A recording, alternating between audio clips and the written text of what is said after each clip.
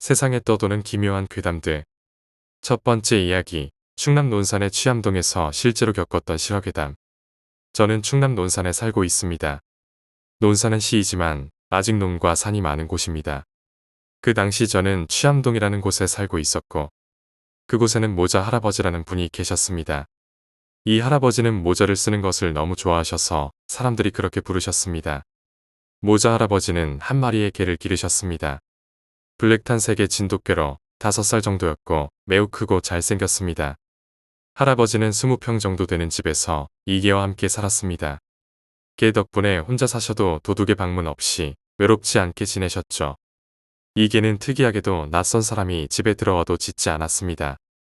하지만 특정 사람들이 오면 태도가 달라져서 한 번은 강도가 들어왔을 때 강도의 바지를 찢고 다리를 크게 다치게 했습니다. 간신히 할아버지가 말려 겨우 멈추게 했습니다. 어느 날 할아버지는 집 마루에서 혼자 바둑을 두고 계셨습니다. 다리가 아파서 움직이기 힘든 날이었고 개는 마당에 엎드려 있었습니다.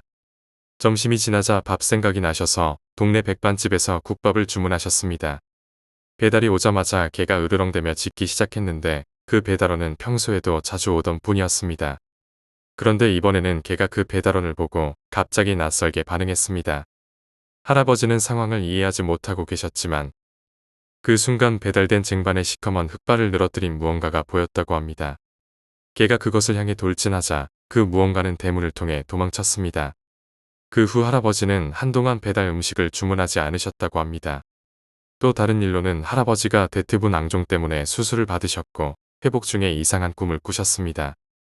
꿈에서는 할아버지 집에 오래전에 돌아가신 친구들과 사람들이 모여 선물을 들고 오는 모습이었습니다. 하지만 그들이 집에 들어오려 하자 개가 그들을 공격했고 꿈에서 깨어났을 때 개가 방 안까지 들어와 있었습니다. 평소에는 집 안에 들어오지 않던 개였기 때문에 이상하게 여겨졌습니다. 이후 모자 할아버지와 그에게는 다른 곳으로 이사를 가셨고 저는 가끔 그들이 잘 지내고 있는지 궁금해합니다. 두 번째 이야기, 운명의 저주. 나는 30대 회사원이다. 이 일에 휘말리기 전까지 착한 아내와 3살 난 귀여운 딸을 둔 평범하지만 행복한 가장에 불과했다. 1999년 10월 19일 화요일 오후 6시 30분. 나의 유일한 취미는 희귀한 서적을 모으는 일이다. 나는 술도 잘 못 마시고 담배도 피우지 않는 고리타분한 사람이다. 대신 용돈을 모아 헌책방에서 절판된 책들을 구하는 것이 나의 즐거움이었다. 그날도 조금 일찍 퇴근해서 단골로 가는 책방에 들렀다. 주인 아저씨는 나와 단골이라 내가 들리면 따로 모아둔 책들을 보여주곤 했다. 그날도 그랬다. 아저씨, 안녕하세요. 오랜만이구만. 요새 바쁜 모양인가 보지.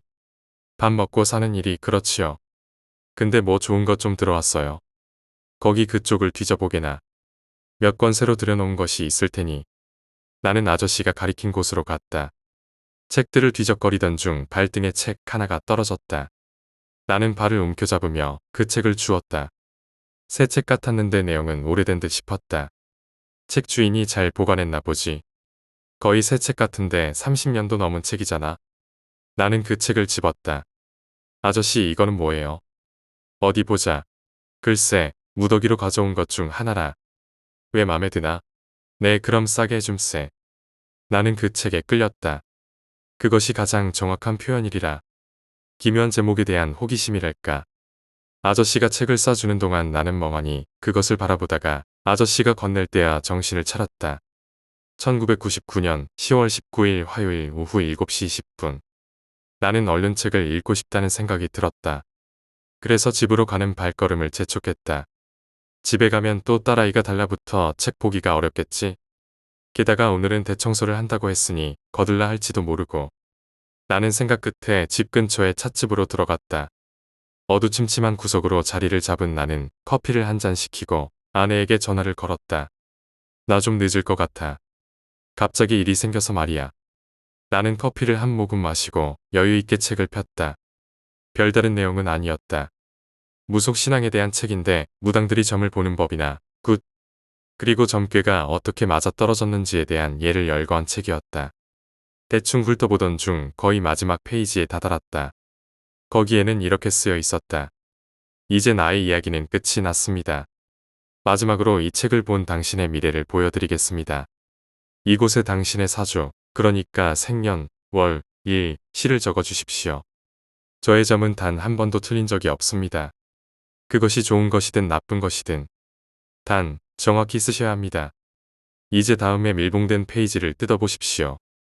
뭐지? 나는 좀 놀랐다. 무슨 잡지에서나 보던 서비스 페이지인가? 나는 잠시 고민을 하다가 재미삼아 사주를 써넣었다. 그리고 밀봉된 페이지를 뜯었다. 거기에는 당신의 미래는 이러합니다. 당신은 1999년 11월 2일 오후 11시 30분에 아내와 딸을 죽이고 자살하게 됩니다. 나는 너무나 놀랐다. 말도 안 돼. 내가 왜 그런 미친 짓을 한단 말인가. 그런 일은 있을 수 없다. 절대로. 하지만 단 한 번도 틀린 적이 없다고 하지 않았던가. 1999년 10월 20일 수요일 오전 9시 30분. 나는 평상시대로 출근을 했다. 하지만 어제의 그 막막함은 지워지지 않았다. 그래, 그냥 장난일 거야.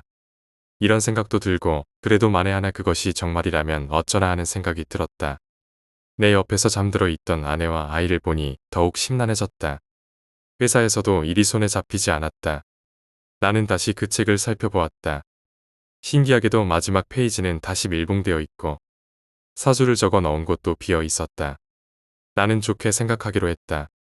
그건 단지 장난일 거야. 사람을 놀라게 하려고 말이야. 그때 노크 소리가 들리더니 총무실에 민혜주 씨가 들어왔다. 한 대리님, 상무님이 찾으세요. 그래, 알았어. 저 여기서 기다릴게요. 이거 확인 받을 것이 있어서요. 1999년 10월 20일 수요일 오전 10시. 나는 사무실로 돌아왔다. 그런데 그만 민혜주 씨가 그 책을 들고 있는 것이 아닌가. 나는 뛰어들어가 그 책을 빼앗았다. 혜주 씨의 얼굴은 새파랗게 질려 있었다. 설마 밀봉된 페이지를 열었나? 저는 그냥 운세풀이 같은 것인 줄 알고 뭐라고 쓰여 있었지? 1999년 11월 7일 새벽 4시 교통사고로 죽는다고요. 우리는 둘 다 주저앉았다. 나는 어제 있었던 일을 말해 주었다. 이거 믿겨지나? 믿고 안 믿고의 문제가 아니잖아요. 만에 하나 이것이 사실이면 우리는 둘 다 죽는다고요. 점심시간에 우리는 만났다.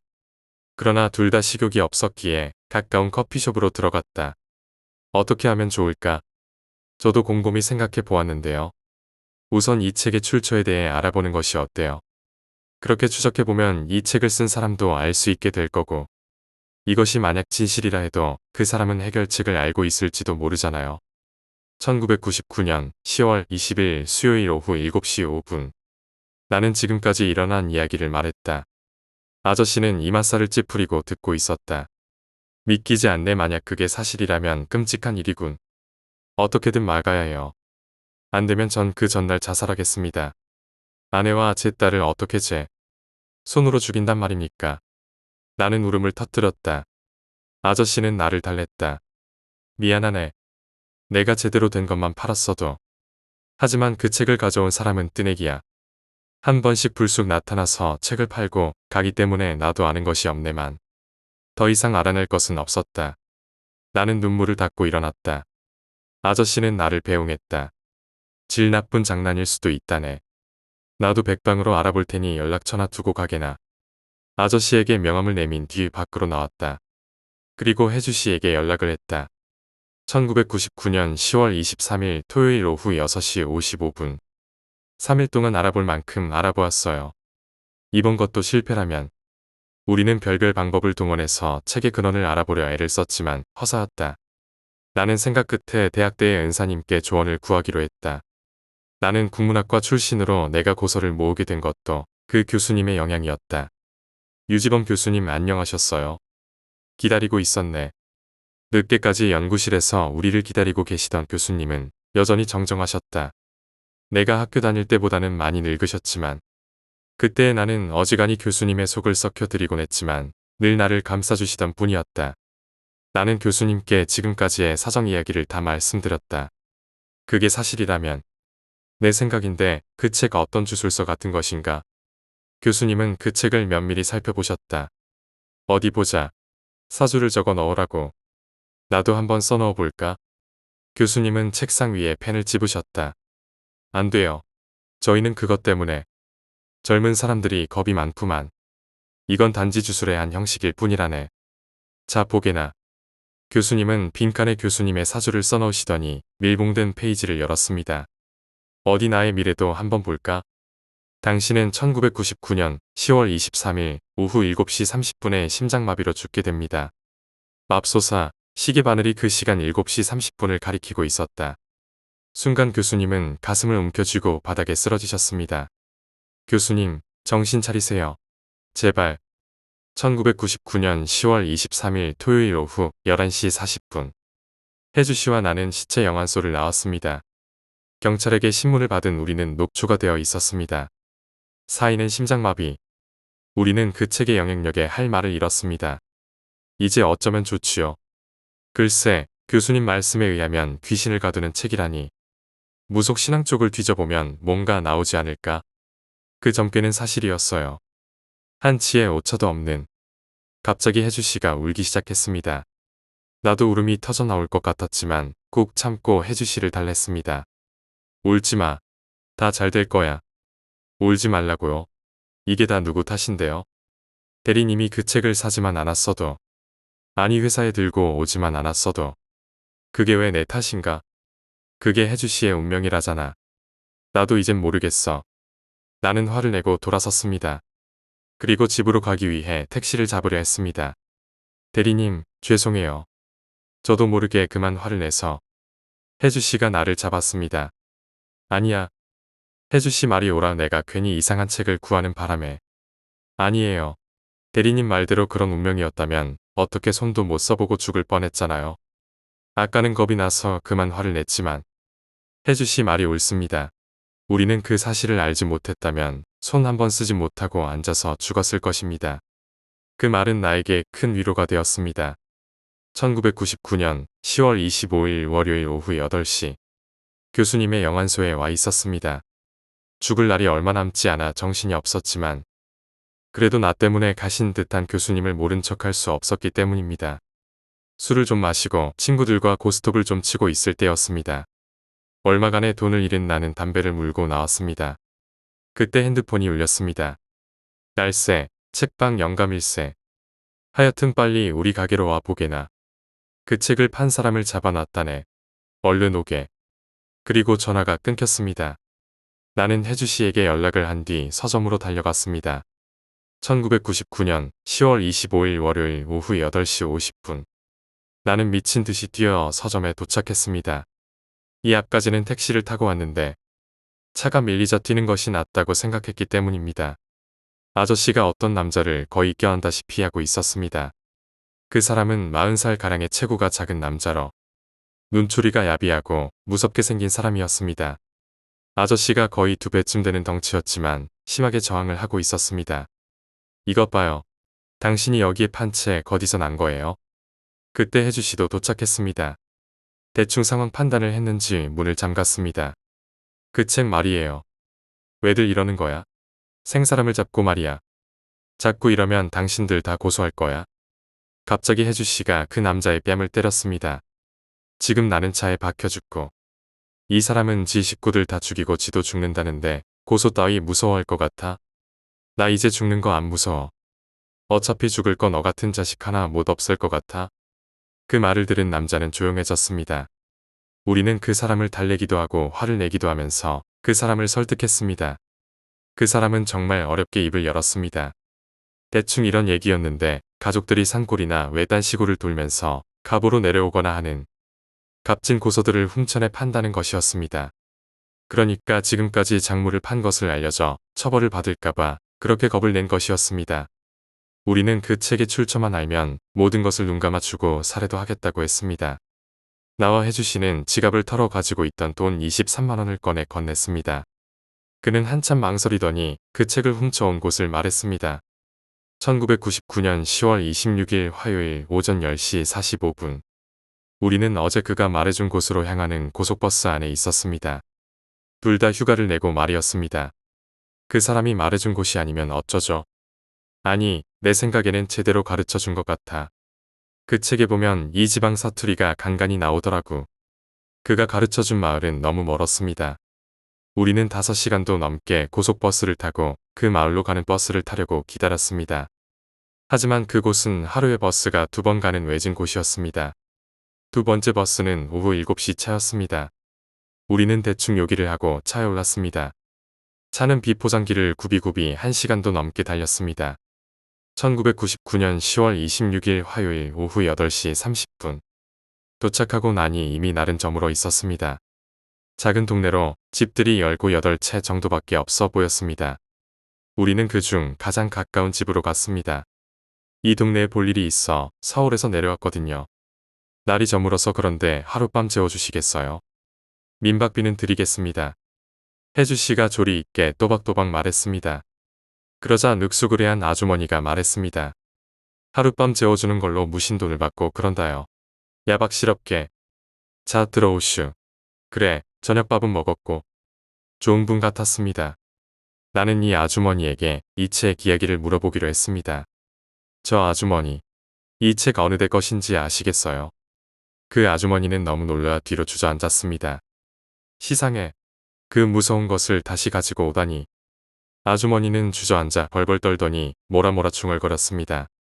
아주머니의 비명에 동네 사람들이 하나 둘씩 나오기 시작했습니다. 무슨 일이다요? 뭔 일 있는가? 사람들이 나오자 아주머니가 말했습니다. 시상에 이 객지에서 온 사람들이 그 죽은 서산댁 책을 가지고 왔시요. 그 말에 사람들은 웅성대기 시작했습니다.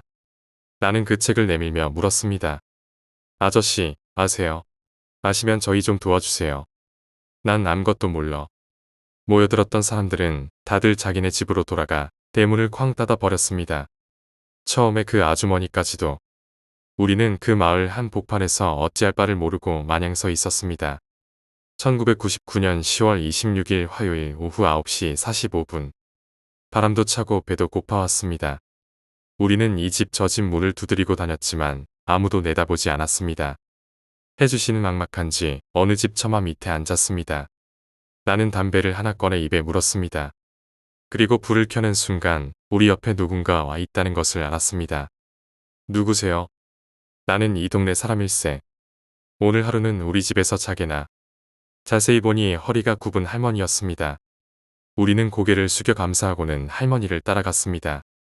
달랑방 하나인 집이었지만 그래도 방이 커서 세 사람이 충분히 잘 만했습니다.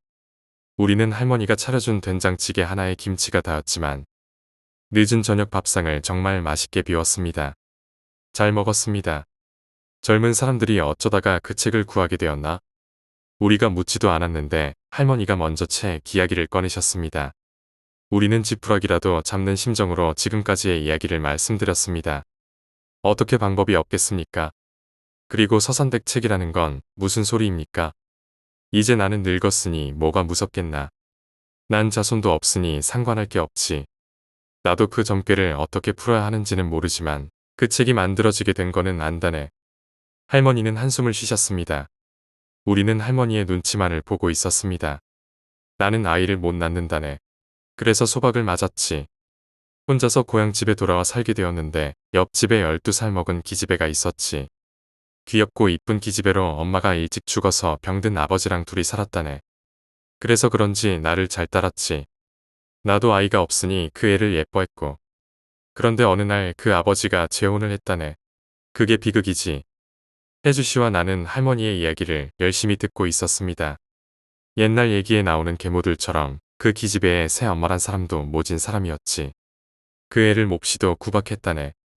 얼마나 무섭게 굴었던지 그 애는 새 엄마 목소리만 들려도 자다가 벌떡 일어나곤 했지. 얼마 후 아버지가 죽고 나자 그 새 엄마는 더욱 아이를 학대했지. 할머니는 늙어서 짓물러진 눈에 고인 눈물을 닦아냈습니다. 보다 못한 나는 그 아이를 데리고 도망이라도 가야겠다고 생각했네. 그 애가 마음 기댈 곳이라고는 나밖에 없었거든. 처음에는 그 새엄마라는 사람.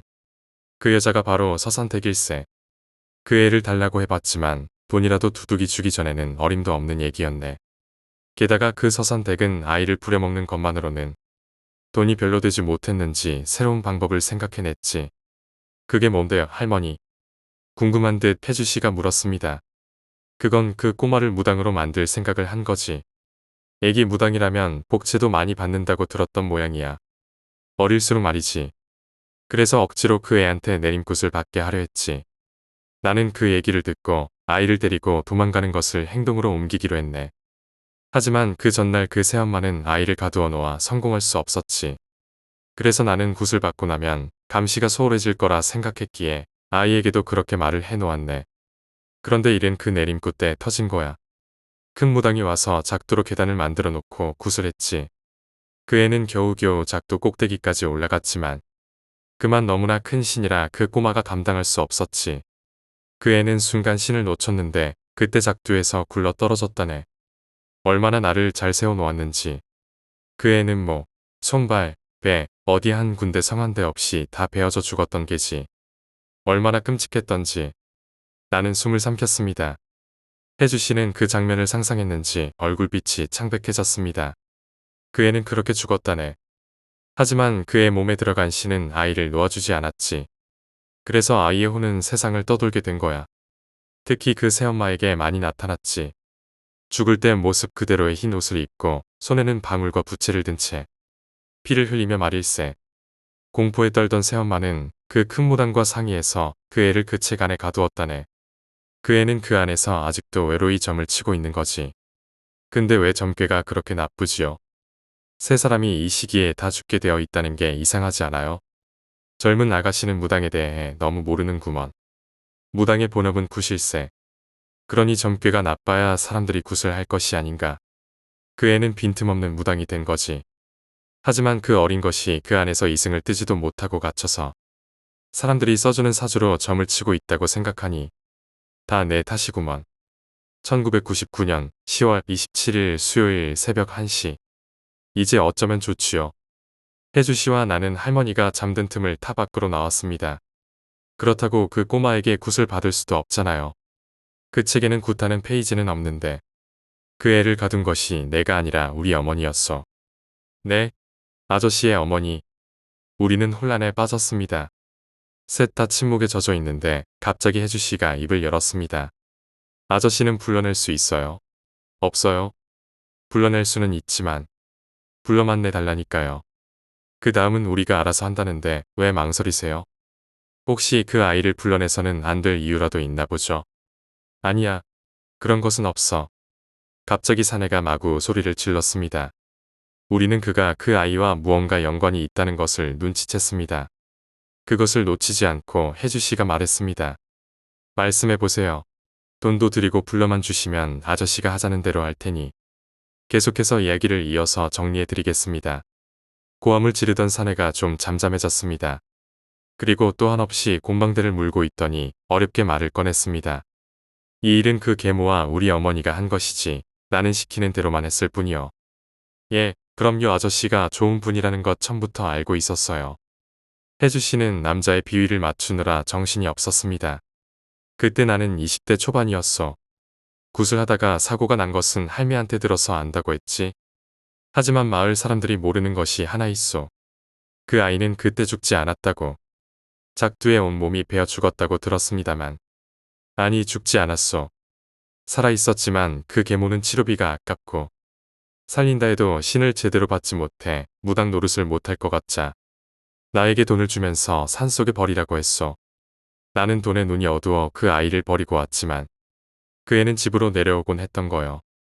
마을 사람들은 아이가 죽었다고 알고들 있는데 아이가 나타나자 귀신이라고 생각한 거고 그 계모는 귀찮아질 것 같으니 나를 닥달해서 숨을 끊어 놓으라고 했지. 하지만 난 차마 그러지는 못하고 더 깊이 버리고 오곤 한 거야. 그 애는 온몸에 상처를 입고는 도움을 구하려고 산에서 내려오곤 했지만 하필이면 밤에 내려오곤 했지. 사람들은 그때마다 그 애를 귀신 취급하며 피했어.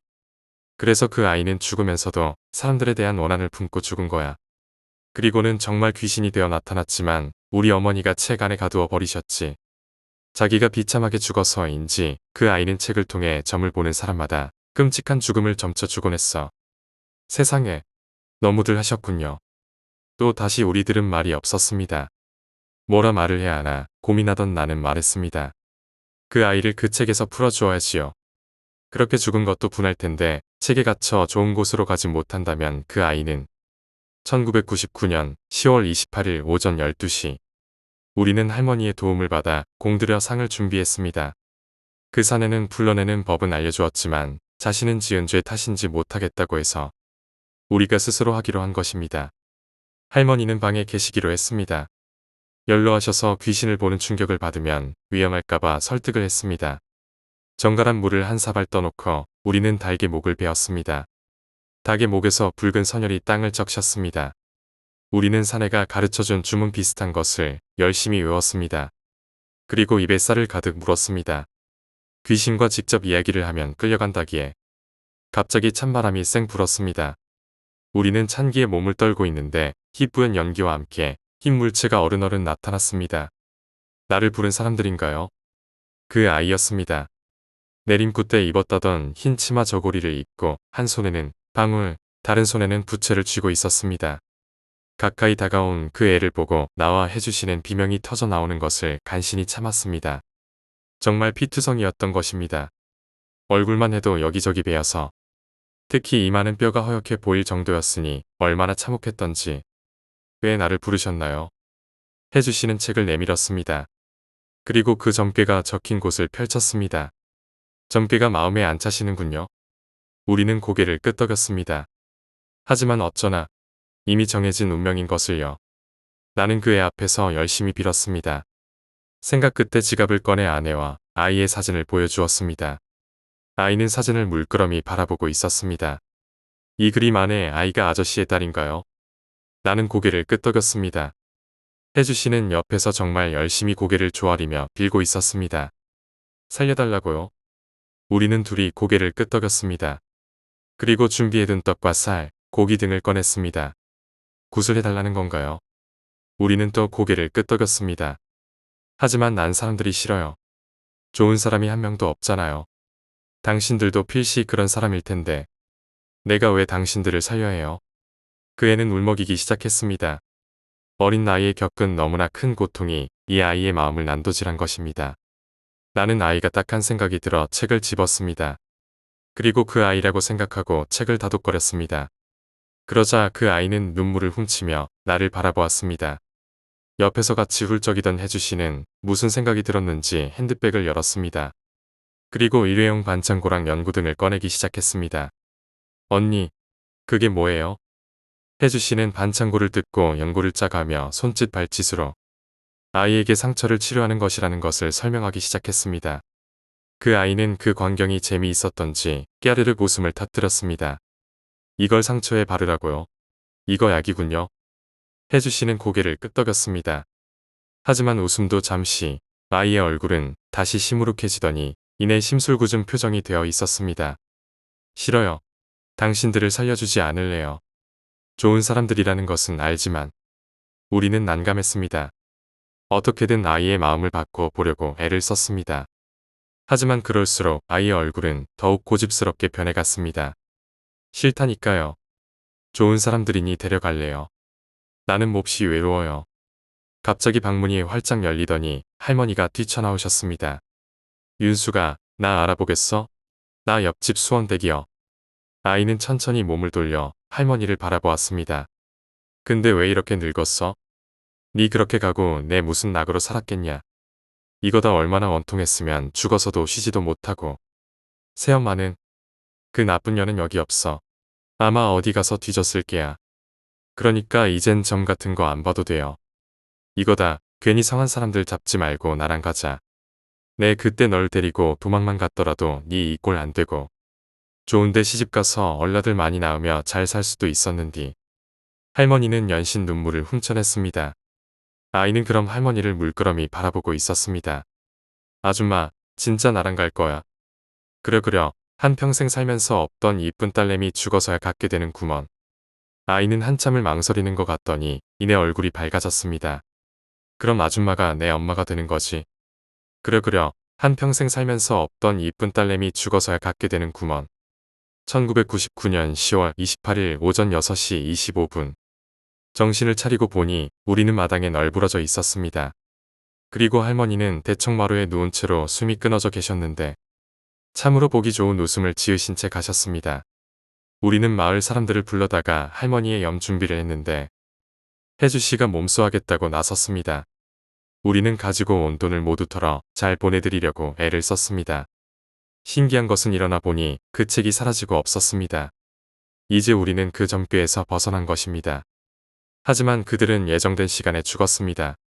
1999년 11월 3일자 신문 사회면 과도한 스트레스에 시달리던 가장, 딸과 아내를 죽이고 자신도 자살. 1999년 11월 8일자 신문 사회면 어제 새벽 20대 여인 뺑소니 차에 치여 숨져. 당신이 지금까지 읽으신 책이 위에서 죽은 사람들이 가지고 있던 책입니다. 이제 나의 이야기는 끝이 났습니다. 마지막으로 이 책을 본 당신의 미래를 보여드리겠습니다.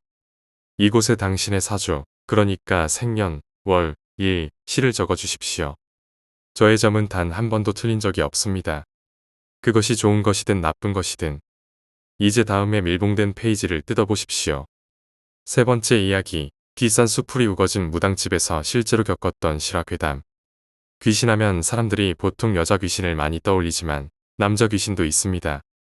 저는 태어나서 처음이자 마지막으로 귀신을 한 번 봤는데 남자 귀신이었죠.